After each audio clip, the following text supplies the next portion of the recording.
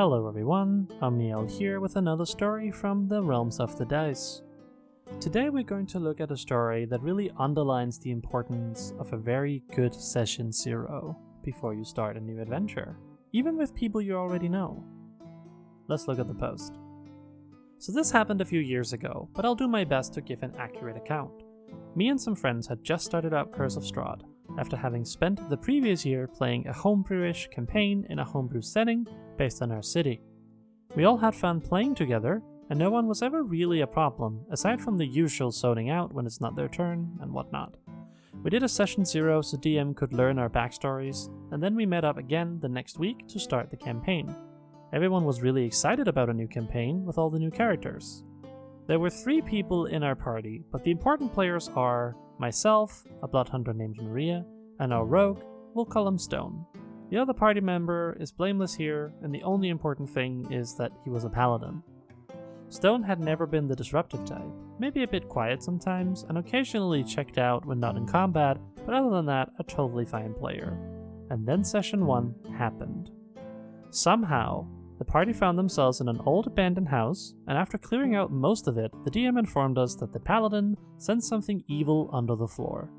Naturally, we found a place where the floor was broken and made our way into the crawl space under the house. We looked around a bit, and then we found some sort of undead creature sitting motionless in a far corner. This is where the problems start. Everyone wanted to leave it alone, but Stone decided he was going to go and poke the thing with his dagger. Okay, really quick pause here. So, while this seems like a really bad move for the rogue to make, especially this early on in the campaign, it's not a completely unreasonable setup if you have a rogue that is following the very stereotypical stabby type of player. So, let's keep going. Needless to say, that did not go well, and his level 2 rogue got knocked off his feet and pinned by the monster. Since I was the only other person down there at the time, I rushed over to shove the thing off of him and try to fend it off. Between me and Stone, we managed to kill the thing, but not before I took a few good hits. I had exactly 2 HP left. We made our way over to the hole in the floor, where our other party member was waiting with a rope so we could climb out. Just before I made it to the rope, Stone tried to convince our very lawful good paladin to pull the rope up and not let me out because I was suspicious. Okay, I don't think I've done anything suspicious up to this point, but hey, maybe he's finally getting into role-playing some more with his character. The paladin, of course, did not listen to this and left the rope down for me to climb out. Stone did not climb out.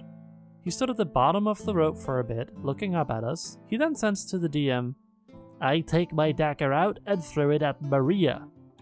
Okay, why would the rogue have any reason to do this? This seems completely out of nowhere. If anything, the rogue should be thanking Maria because they just saved their life. But okay, let's see what happens. DM is confused. I'm a tad peeved. He knows I'm at low HP. Stone reiterates that he wants to throw the dagger at me, and DM reluctantly agrees, saying I'll have half cover because I'm sitting on the floor above where he's standing. Okay, hold on. In this particular situation, unless it has been explicitly agreed upon before the session starts, don't allow players to do PvP. Just say no. It shouldn't be a reluctantly agrees, it should be a no. At this point I realize he's serious about this and ask him not to do it. Dude, please don't. You cannot roll low enough to not kill me if you hit. I have 2 hit points left.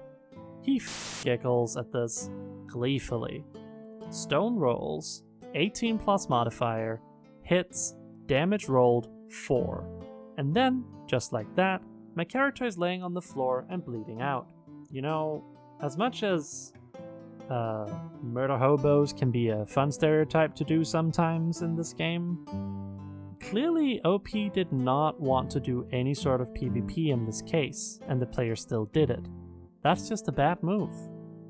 The paladin pulls the rope up before Stone can get out, standing him in the crawl space, but it was fairly obvious he was conflicted about the situation.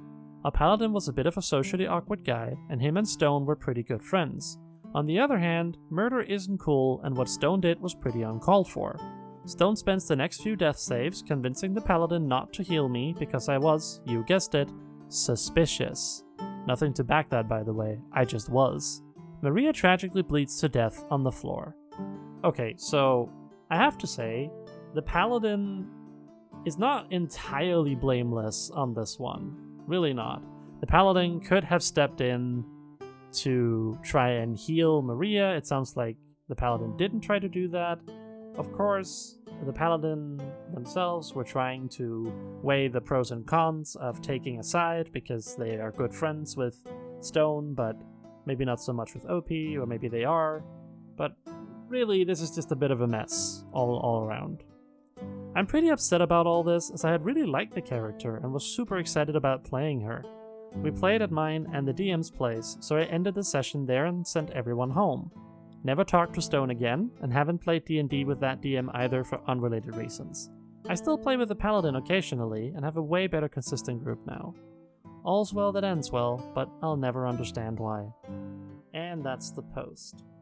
Personally, I think this really underlines the importance of a really solid Session 0.